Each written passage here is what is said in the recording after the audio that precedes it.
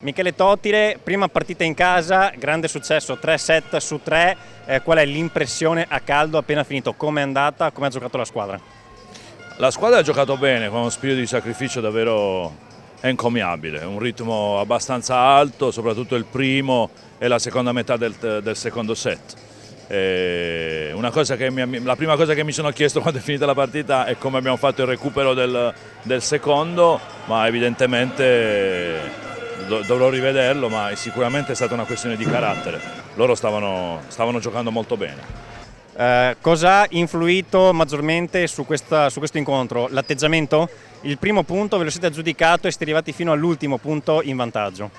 Sì, l'atteggiamento è stato assolutamente positivo, è mancato probabilmente un po' di organizzazione, ma un po' di comunicazione. Sono cadute 2 o 3 palle tra due giocatori che non deve accadere, noi lavoriamo molto su quello, ma quelle della fine del secondo set sono giustificate dal fatto che si era in pieno recupero e quindi insomma l'adrenalina lì comandava.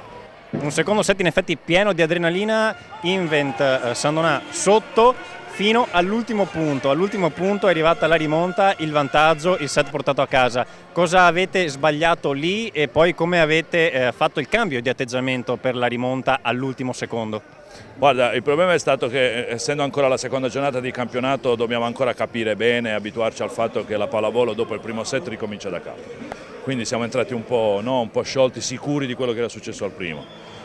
Dopodiché davvero è stato fatto tutto abbastanza bene, molto bene, abbiamo rischiato di più in battuta, abbiamo rischiato di più in attacco e questa è... Noi siamo così, ma quest'anno il campionato sarà così perché incontreremo squadre organizzate buone, tutte come questa qui. Analizziamo un attimo il terzo set.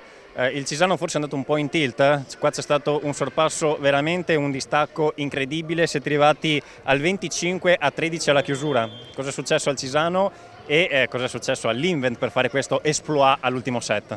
Ma al Cisano credo che sia stata soprattutto una questione mentale dopo aver perso il secondo set in quella situazione. Poi noi eravamo spinti invece da quello che era successo al secondo set, ci siamo organizzati benissimo a muro, abbiamo chiuso a loro le strade, abbiamo gestito benissimo la battuta anche solamente a livello tecnico, tattico, non solo di forza, di potenza e via, poi è andata abbastanza semplice.